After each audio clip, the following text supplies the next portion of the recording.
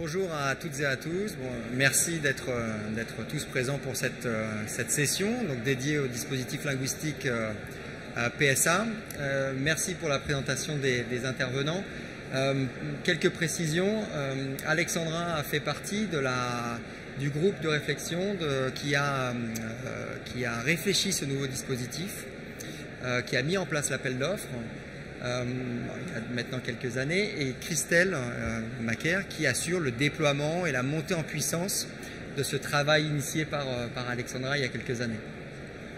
Sandrine qui est en charge d'une partie de nos équipes commerciales, mais qui est aussi et surtout le chef d'orchestre au sein de GoFluent de la réponse à apporter aux besoins linguistiques du groupe PSA. Alors on a souhaité commencer cette présentation avec un chiffre 5863 qui est pour nous assez caractéristique. C'est le nombre de mots qui viennent s'ajouter chaque année à la langue anglaise. Donc c'est effectivement assez impressionnant. On sait que c'est une langue qui est au centre des échanges internationaux, qui est utilisée essentiellement par des non-natifs, pas essentiellement mais en grande partie par des non-natifs. Donc elle est véritablement vivante. L'enjeu pour un groupe comme PSA est donc stratégique d'accompagner la montée en compétences, la montée en performance de ces équipes dans l'utilisation de cette langue. Elle est au cœur de la recherche de performance du groupe.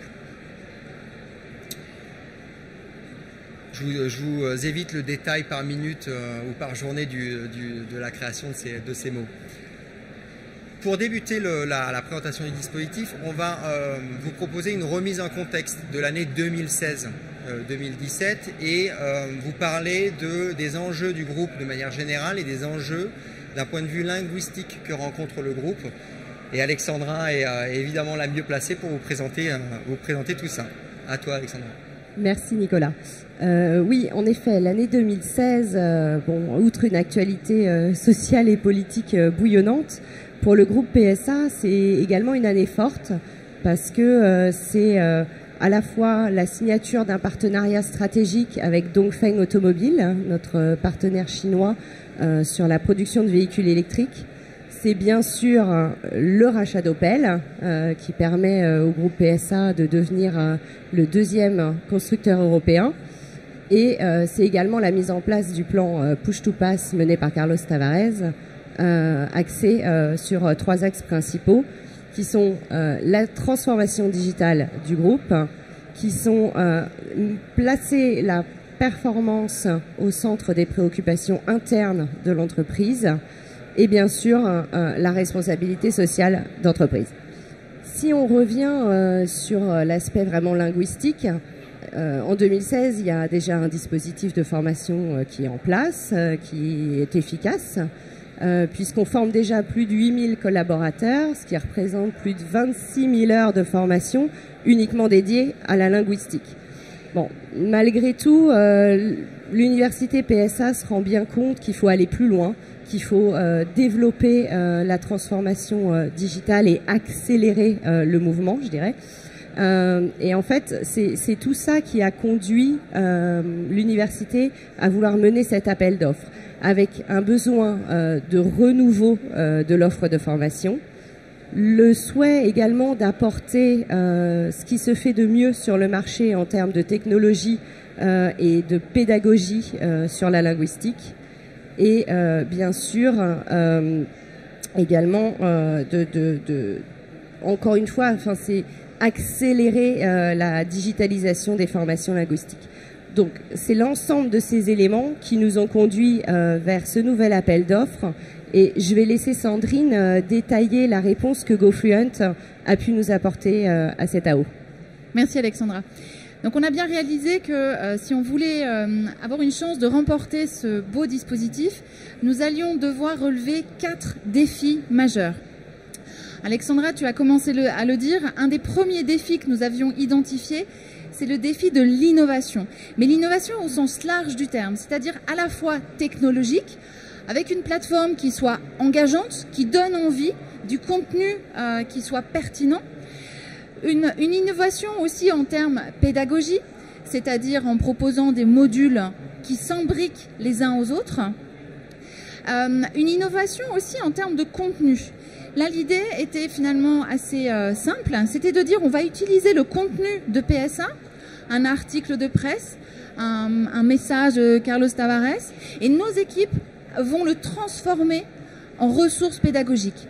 L'intérêt est double. Dans un premier temps, je vais avoir du contenu en anglais qui me concerne, c'est mon entreprise, forcément j'ai un intérêt. Et le deuxième intérêt, c'est que c'est un moyen de communication qui soit original, nouveau pour le groupe PSA, pour l'université également. Le deuxième défi que nous devions relever, c'était un défi d'accélération. On a tous cette problématique de dire il faut réduire ce délai entre le moment où le besoin est identifié et le moment où la formation démarre réellement. Donc, l'objectif était de donner un accès rapide à la formation. L'idée était simple, on va intégrer le portail GoFluent au LMS de PSA. Et aussi, en mettant un dispositif qui soit simple, on va réduire ce laps de temps qui fait perdre du temps à tout le monde. Troisième défi qui était pas des moindres, parce qu'il fallait à la fois répondre à la problématique, aux besoins de l'université, de dire je veux une offre pour tous mes collaborateurs, quel que soit son pays, quel que soit son niveau, quel que soit son métier. Je veux une offre universelle. Mais en parallèle, je veux aussi une offre qui permette la progression de mes collaborateurs. Donc une offre qui soit personnalisée en fonction de mon niveau, en fonction de mon métier, en fonction de mon objectif. Donc une offre un peu contradictoire. Il fallait également, pour permettre ces deux axes-là, une personnalisation forte, un accompagnement de A à Z du collaborateur. Troisième défi, il en reste un. Quatrième défi, le défi tout simplement de simplification. Alexandra, tu l'as dit, l'université formait plus de 8000 collaborateurs. L'objectif de GoFluent à ce moment-là, c'est de simplifier, de vous faciliter le travail, de vous accompagner au quotidien. Mais c'est aussi quelqu'un qui va coordonner toutes les actions de formation, quel que soit le pays, pour encore une fois vous aider dans votre quotidien. Et enfin, c'était d'être force de proposition. Le dispositif fonctionnait, mais malgré tout, on peut toujours s'améliorer. D'où ce quatrième défi de simplification, d'optimisation.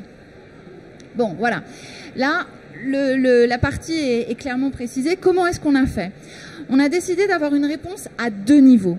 Premier niveau, pour répondre à ce besoin d'universalité, on va donner accès à tout collaborateur de PSA en 2 clics à la plateforme GoFluent qui s'appelle chez PSA Polyglot. Cette plateforme va me permettre de me former sur 7 langues, d'avoir le côté illimité, l'exposition. Je vais pouvoir participer, travailler mon oral, je vais pouvoir travailler ma compréhension, etc., etc. Ça, le premier niveau, donc l'universalité, l'accès à tout le monde avec une grande simplicité.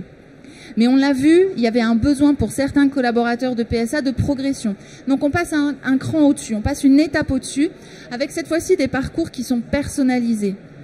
Là, nous proposons plusieurs modalités de formation, des cours particuliers, des ateliers thématiques, des ateliers d'écriture. Et il y a toujours ce portail GoFluent Polyglot qui sert de fil conducteur. Je vais aussi pouvoir avoir cette... donc là, l'objectif, c'est clairement la progression, le résultat pour répondre à ce deuxième niveau, l'attente de PSA.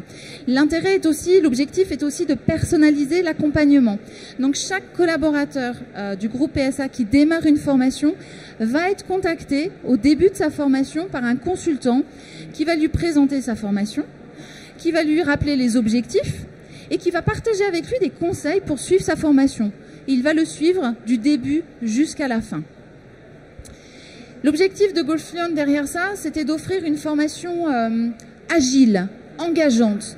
Parce que derrière, on sait que si le collaborateur a du contenu, s'amuse aussi en formation, il va progresser, il va revenir, sa motivation va perdurer sur le temps. Donc ça, c'est la partie, c'est notre réponse, c'est la théorie. Maintenant, ce qui peut être intéressant, c'est de voir, Christelle, quels sont les résultats que vous avez pu constater une fois que ce dispositif a été mis en place. Effectivement, Sandrine, lors de la première année, nous avons pu constater un doublement des heures de formation. Ceci est essentiellement dû à une utilisation accrue de la plateforme polyglotte. En deuxième année, nous avons pu former 40% de collaborateurs en plus, avec une très forte augmentation du nombre d'heures de formation. Ce qui place les langues au premier rang des formations réalisées chez PSA. On comprend que l'enjeu est stratégique pour le groupe et qu'il y a une véritable attente. Christelle, pour rester en lien avec la philosophie Push to Pass, est-ce que tu peux nous parler des challenges qui se sont ouverts sur 2019 ? Oui, absolument, Nicolas. L'un des plus grands enjeux est d'apprendre à apprendre. Nous demandons en effet de plus en plus à nos collaborateurs d'être autonomes dans leurs apprentissages, quel que soit le domaine de formation. Nous sommes également confrontés, comme beaucoup de sociétés, à la question du maintien des compétences acquises à l'issue d'une formation. Enfin, nous avons créé une véritable communauté d'apprenants. Bien sûr, à nous à présent de faire vivre cette communauté par le biais d'animations ou de challenges. Notre souhait est également d'aller plus loin, notamment dans les formations dédiées au métier de PSA. Et on est là vraiment sur aussi un des aspects du dispositif qui fonctionne bien, c'est le partenariat avec le fournisseur en PSA qui est GoFluent.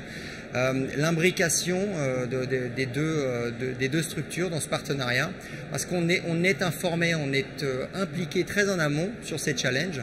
Donc effectivement, on les connaît, on y réfléchit depuis déjà quelques mois pour être dans une évolution constante de l'offre formation pour toujours mieux engager le collaborateur. C'est quand même le titre de cette présentation, c'est embarquer les collaborateurs dans ce dispositif. Donc apporter une réponse qui soit toujours adaptée, toujours dédiée à l'utilisateur final.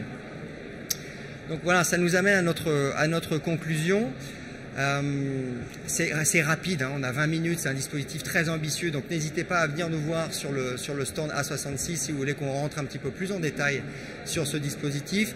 Ce qu'il faut retenir, c'est, je pense, c'est ce qu'on voudrait que vous reteniez, c'est une remise en question permanente, ne pas se contenter de quelque chose qui fonctionne.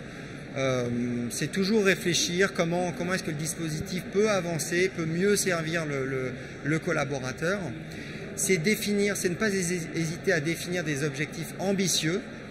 Ici, ils étaient nommés, on les a nommés défis, c'est pas pour rien. Il y a vraiment cette notion de défi, d'aller plus loin. Et puis la création d'un partenariat fort entre les parties prenantes, l'utilisateur final, le groupe PSA dans la structure RH du groupe PSA et le provider, ici GoFluent. Je vous propose de passer à la session de questions-réponses. Est-ce que vous souhaitez échanger? Oui, on a une question aussi. Première question, d'accord. Merci beaucoup. J'avais juste une question.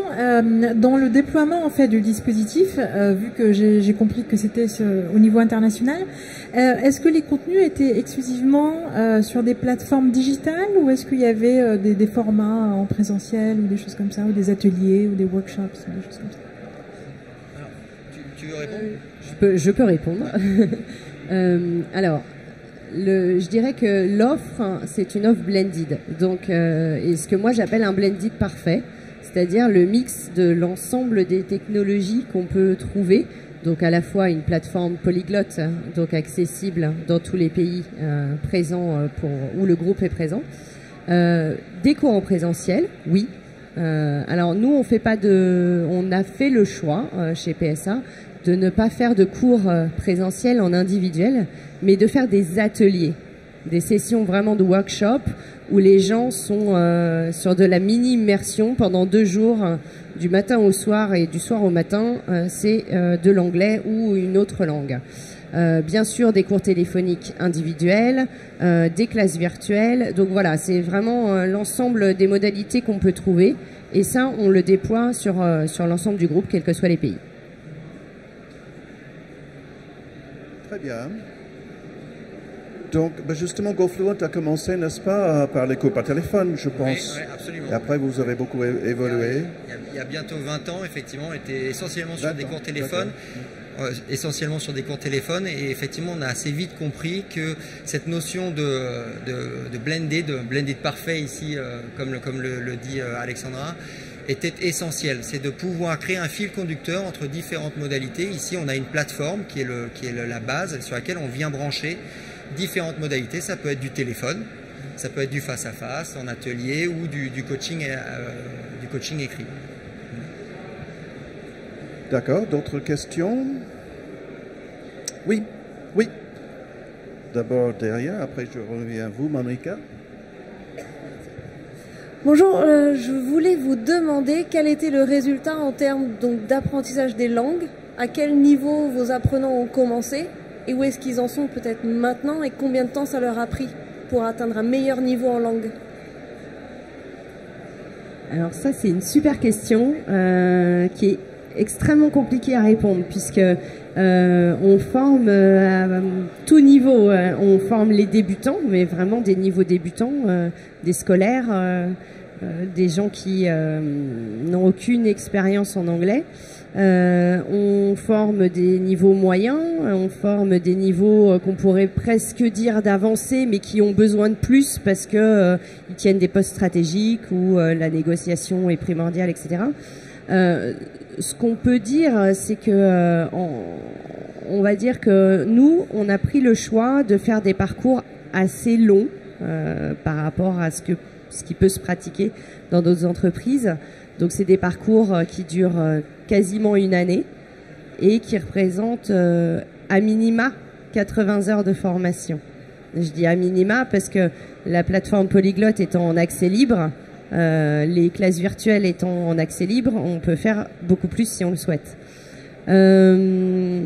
Sandrine, est-ce que tu as des chiffres précis en tête de montée en un parcours?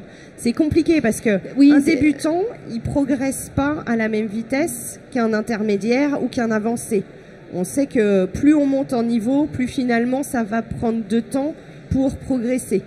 Donc c'est assez compliqué de répondre à cette question. Et l'autre élément, c'est que la progression est aussi très différente d'un pays à un autre et du contexte dans lequel le collaborateur utilise ensuite l'anglais. Si je prends cet exemple-là, je peux très bien faire un parcours, comme l'a dit Alexandra, de 80 heures, être très assidu. Mais comme au quotidien, je m'en sers pas, le soufflet retombe en quelque sorte. Un collaborateur qui va peut-être avoir un parcours un peu plus court, mais qui, parce que son métier l'exige, et quotidiennement au téléphone, en interaction avec l'anglais, pour garder mon exemple, va avoir une progression beaucoup plus importante. Et dernier élément de réponse, la progression n'est pas forcément toujours mesurable sur une échelle, quelle qu'elle soit, ça peut être aussi du ressenti. J'aurai peut-être le même niveau à un test Bullard, Bright, peu importe. Par contre, quand je vais prendre mon téléphone, je vais être un peu plus à l'aise, je vais gagner en fluidité. Je vais mettre, au lieu de mettre 10 minutes à rédiger un email, je vais plus qu'en mettre 5. Et ça, ce sont des choses qui sont assez difficiles à percevoir parce que c'est aussi à mesurer, c'est de la perception que je peux avoir moi en tant que personne. Et finalement, c'est ça qui fait l'efficacité dans le job et c'est ce qu'on recherche. J'avoue que ma volonté, c'est pas que tout le monde ait 4 au Bright ou 900 au TOEIC, mais que les gens ils soient plus efficaces dans leur job, concrètement. Est-ce que vous avez justement un outil ou des outils d'évaluation de niveau ou de progression? Absolument. Donc, le choix de PSA, c'était de faire passer un test Bright en début de parcours. Sur la plateforme, et ça c'est un élément que Christelle a partagé avec nous récemment pour préparer cette intervention, sur la plateforme il existe un test de positionnement qui est à la disposition de tout collaborateur tout au long de cette formation.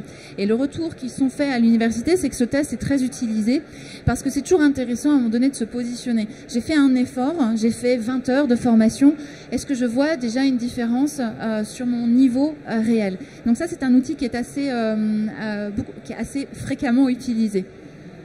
Et simplement pour compléter, on est en train de réfléchir à développer un outil qui nous permette de couvrir le point énoncé par Alexandra sur ce ressenti et cette capacité en situation professionnelle de rédiger un email plus rapidement après l'action de formation qu'avant. Voilà. Donc ça, ce sont des éléments qui nous permettront de constater cette montée en compétences.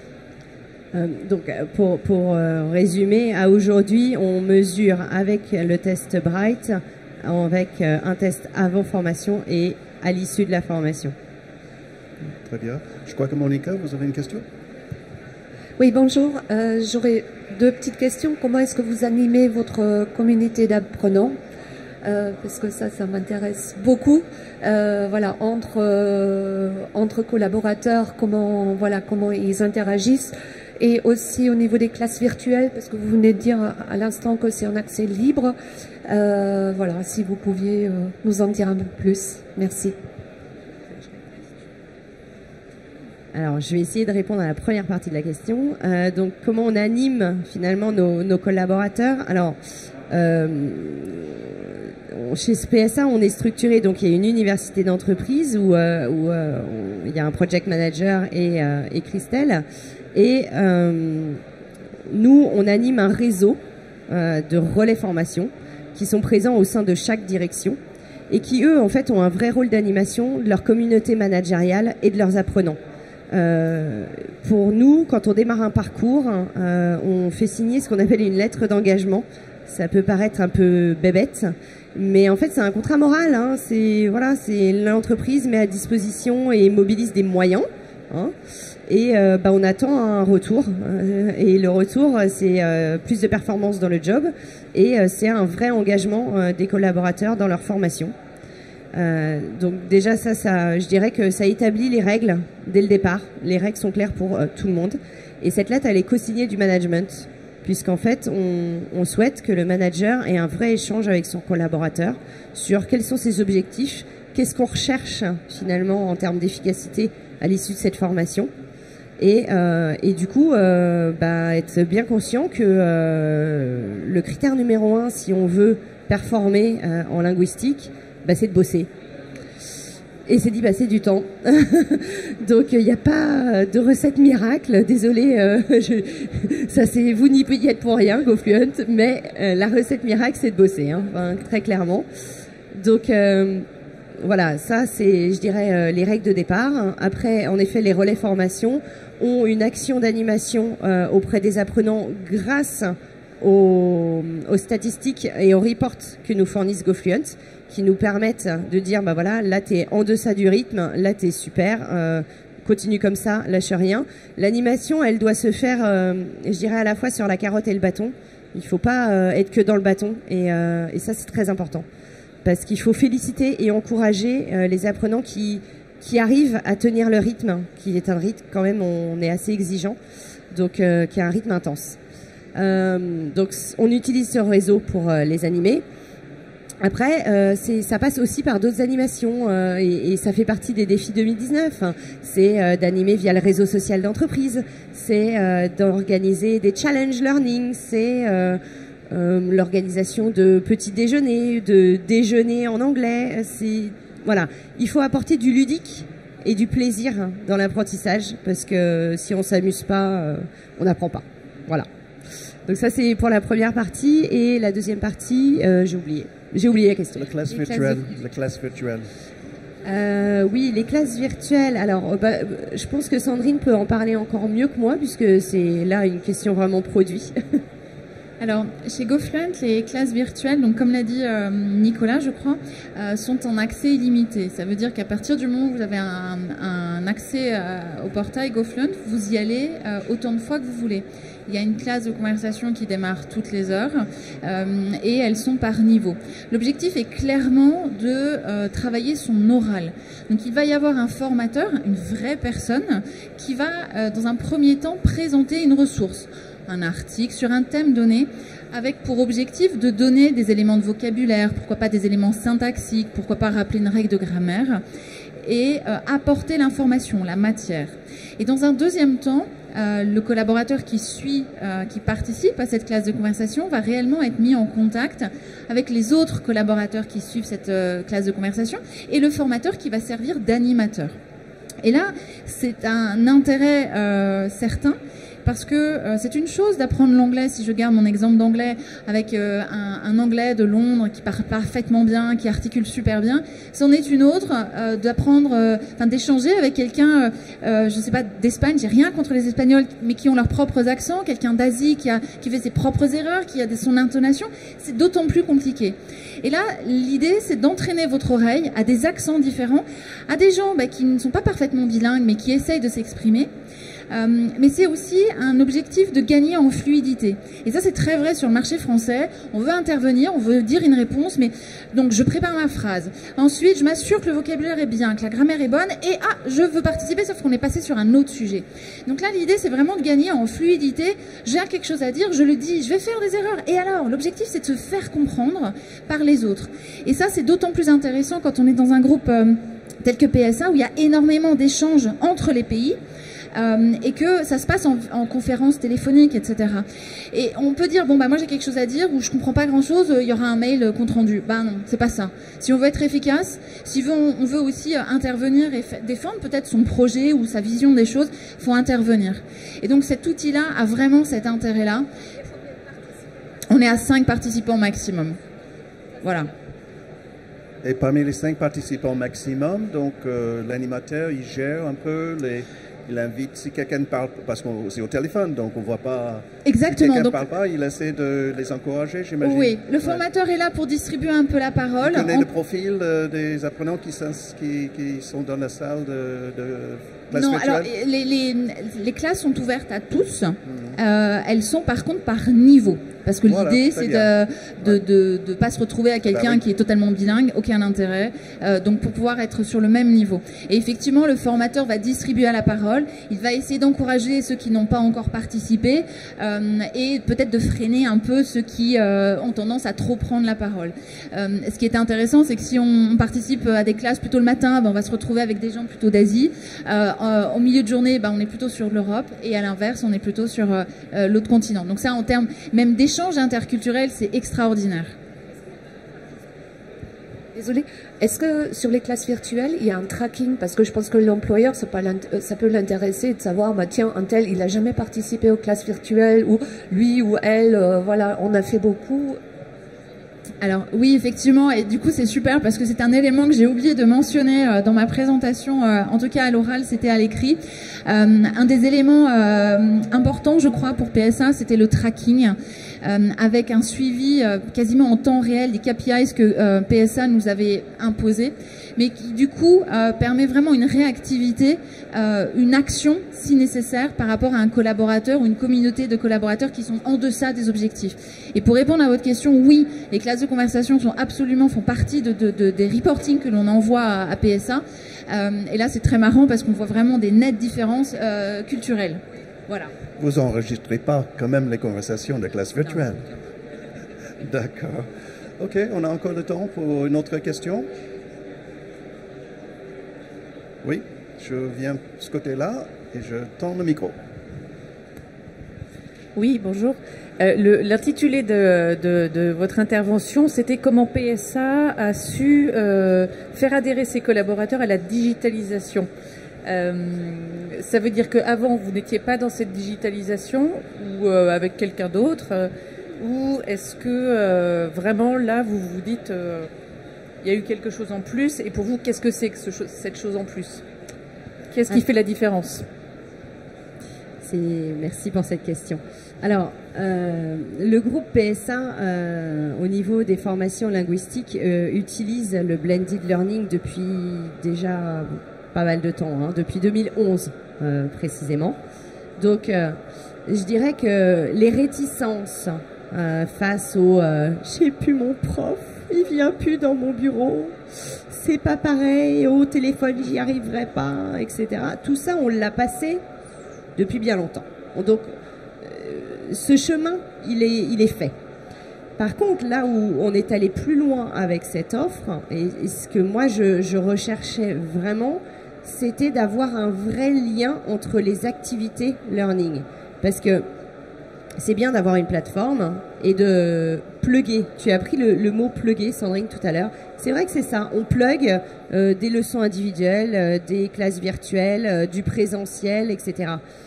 Mais s'il n'y a pas de lien entre l'ensemble de ces pédagogies, si quand on fait un cours avec un prof, la fois d'après, on a un autre prof qui ne sait pas ce qu'on a fait, c'est nul. Enfin, moi, je considère que c'est nul.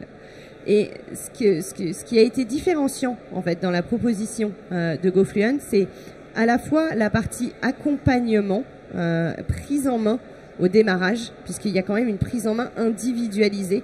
Et ça, je trouve que c'est très important.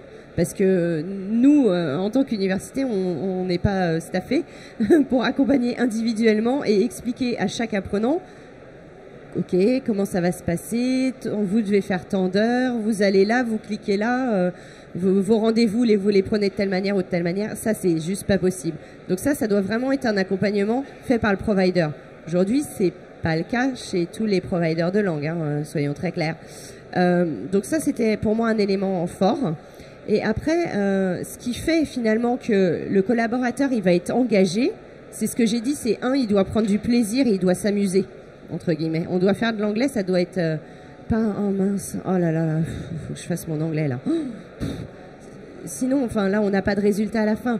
Donc, c'est la qualité des produits, c'est le fait d'avoir des exercices qui soient, qui utilisent, je dirais, des typologies d'exercices très différentes pour à la fois travailler l'écrit, l'oral. C'est la variété et la qualité des informations qui va faire finalement le plaisir et du coup l'engagement des collaborateurs.